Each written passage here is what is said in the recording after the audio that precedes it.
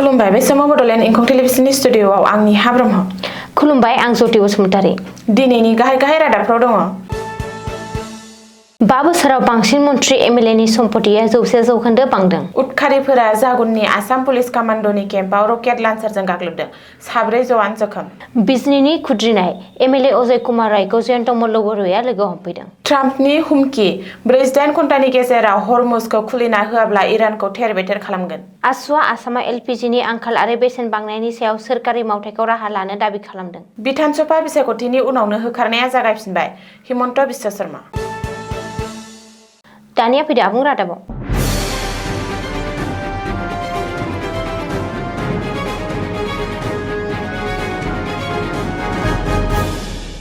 सोर मन्त्रि एमएलएनि सम्पथिया बेसेबां नमिनेशन पेपारजों लोगोसे एफिडेविटआव नुनो मोन्दों मन्त्रि एमएलएनि सम्पथि मख'नो गोनांदि जानो गोनां आसाम बिधान सभा बिसायख'थिनि थाखाय शुक्रबारखालि रायजोनि गोबांसा हेभिवेट एबा हाइ प्रफाइलनि दैदेनगिरिफ्रा नमिनेशन गथायदों बिसोरनि गेजेराव बांसिन मन्त्रि एमएलएनि सम्पथिया 100% बांदों रिपर्ट बादिब्ला गिबियावनो दं जालुकबारि बियाबनि बिजेपिनि बिजाथि गिबि मन्त्रि डक्टर हिमन्त बिश्व शर्मा एफिडेविटआव गिबि मन्त्रिनि नखरनि सम्पथिया गासै 35 कौटि 16 लाख 5,465 रां गिबि मन्त्रिनि फोसावनाय सम्पथिया 2 कौटि 32 लाख 89,787 रां रायजोनि गुबुन सासे गोहोगोरा मन्त्रि पीयूष हाजरिकानि नखरनि सम्पथिया 17.41 कौटि रां 2021 मायथाइनि बिसायख'थियाव पीयूष हाजरिकानि सम्पथिया 6 कौटि रांमोन थांनाय 5 बोसोराव बिनि सम्पथिया 183% बांदों धेकियाजुलिनि बिजाथि मन्त्रि अशोक सिंघालनि नखरनि गासै सम्पथिया 34 कौटि 67 लाख 64,045 रां 2021 नि बिसायख'थिनि समाव अशोक सिंघालनि सम्पथिया 17 कौटि रांमोन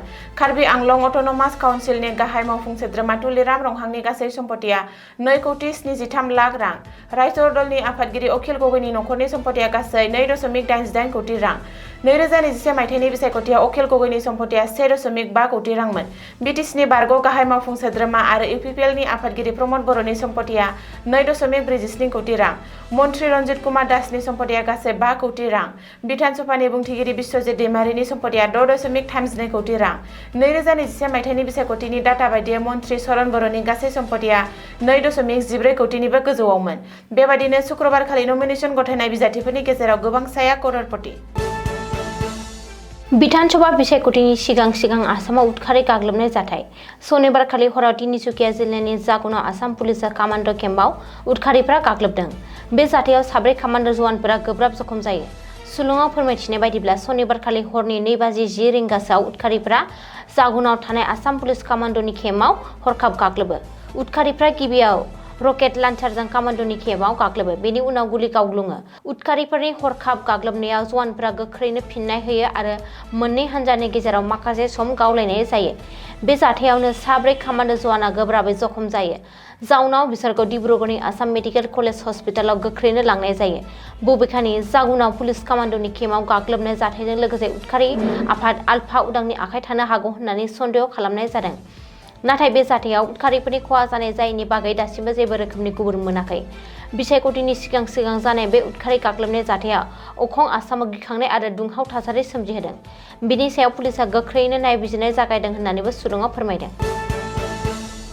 बिजनीआव दिनै मन्त्रि जयन्त मल्ल बरुवा बिजेपिनि खुद्रिनाय एमएलए अजय कुमार रयखौ लोगो हमनो हेलिकप्टारजों बिजनीआव फैदों मन्त्रि जयन्त मल्ल बरुवाया गिबि मन्त्रि डक्टर हिमन्त बिश्व शर्मा बिथोन होनाय बायदियै दिनै जयन्त मल्ल बरुवाया बिजनीनि एमएलए अजय कुमार रयखौ बिनि न'आव फैनानै लोगो हमफैदों मख'नो गोनांदि जानो गोनां आसाम बिधान सभा बिसायख'थिनि थाखाय टिकेट नेवसिजाना खुद्रिनानै दं बिजनीनि बियाबनि एमएलए अजय कुमार रयआ बिजेपिया 20 नं बिजनी बिधान सभा बियाबाव अरुप कुमार देनो टिकेट होनायनि उनावनो खुद्रिनाय एमएलए अजय कुमार रयआ उदां बिजाथि महरै बिसायख'थियाव बादायनो थांखि लादोंमोन नाथाय बेनि बागै खौरां मोननाय लोगो लोगो गिबि मन्त्रिनि बिथोन बादियै मन्त्रि जयन्त मल्ल बरुवाया दिनै बिजनीआव फैनानै अजय कुमार रयखौ लोगो हमफैयो मिथिनो हानाय बादिब्ला जयन्त मल्ल बरुवाया हेलिकप्टारजों बिजनीआव लेन्डिं खालामनायनि उनाव बिजनीनि बिजाथि अरुप कुमार देखौ लोगोआव लानानै अजय कुमार रयनि न'आव थांनानै लोगो हमहैयो दानसे सिगांनिफ्रायनो मिडल इस्टआव दावहा सोलिगासिनो इजराइल आरो आमेरिकाया इराननि सायाव गाग्लोबदों इजराइल आरो इराननि जुथाइ गाग्लोबनायखौ इराना हारसिङैनो होबथानो नाजादों बे दावहानि जुनै बुहुमनाङै अलख'नि थासारि आरो आंखाल नुजादों इराना बन्द खालामनानै दोनदों फालांगिनि थाखाय जोबोर गोनांथार लैथोनि लामा हरमुजखौ अब्लाबो बे दावहानि गेजेरजोंब्लाबो पेट्रलियाम लाना भारतआव फैनाय जाहाजफोरखौ इराना गनायथि होदों। भारतनि अनगायै गुबुन हादराव पेट्रलियाम रोगानाय जाहाजफोरखौ इराना हरमुज दै लामाजों बारहोआखै। जाउनाव बुहुमनाङै माखासे जेंना नुजाथिदों। बेनि गेजेरावनो बुहुमनाङै थासारिखौ नोजोर होनानै आमेरिकानि हादरगिरि डनाल्ड ट्राम्पआ इरानखौ फिन गोख्रों हुमखि होदों। ट्राम्पआ इरानखौ फिन खनसे उदाङै हुमखि होनानै बुंदों दि इराना 48 घन्टानि गेजेरावनो हरमुज स्ट्रेटखौ बेखेवनो नांगोन, नङाब्ला इराना गिख्रंथाव फिनजाथायनि थाखाय साखाफारा जानांगोन। आमेरिकानि हादरगिरिया बेखौबो हुमखि होदों दि जुदि इराना हरमुज दै लामाखौ बेखेवाबा ट्राम्पआ इराननि गासैबो प्लानफोरखौ फोजोबस्रांगोन।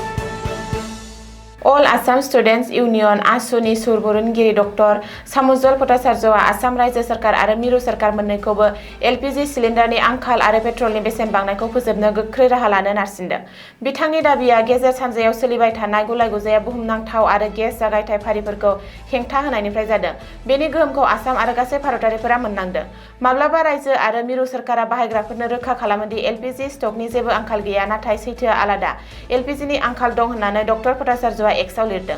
मोनसे आबुं सिलिन्डार मोननाय आरो उननि सिलिन्डारखौ बुक खालामनो हानाय गेजेरनि नेनाय समा सानसे एबा साननैनिफ्राय 25 सानसिम होननानै डक्टर भट्टाचार्यआ फोरमायदों। बे आंखाला नखरारि सिलिन्डार बाहायगिरिफोरनिसिमल' नङा, फालांगियारि एलपिजि जगायथायफोराबो खम जागासिनो। फिसा फालांगिरिफोर, धाबाफोर आरो जाग्रा मुवा फानग्राफोर जाय सानफ्रोमबो बिसोरनि सायाव सोनारो।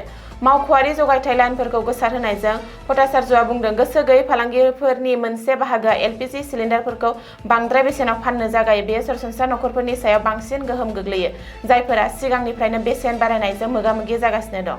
सरासनस्रा सुबुंफोरा बयनिख्रुइ बांसिन गोहोम खोख्लैजानाय होननानै भट्टाचार्यआ रोखायै बुंदों।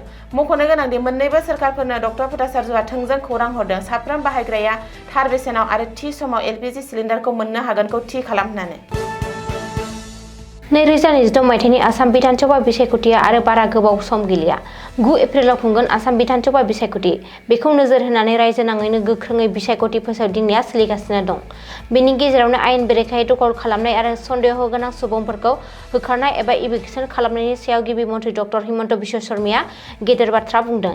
गिबि मन्थ्रिया खौरांगिरिनि सिगाङाव मिथिहोनाय बायदिब्ला, फैबाय थानाय आसाम बिधान सभा बिसायख'थिनि उनावनो रायजो नाङै जागायफिनगोन होखारनाय एबा इभिक्सन खालामनाया। बिसायख'थिनि उनाव रायजो नाङै खना खनला सोरखारि हायाव आरो हाग्रा ओनसोलाव आयेन बेरेखायै दखल खालामनानै लानाय सन्देह गोनां सुबुंफोरखौ होखारनाय जागोन।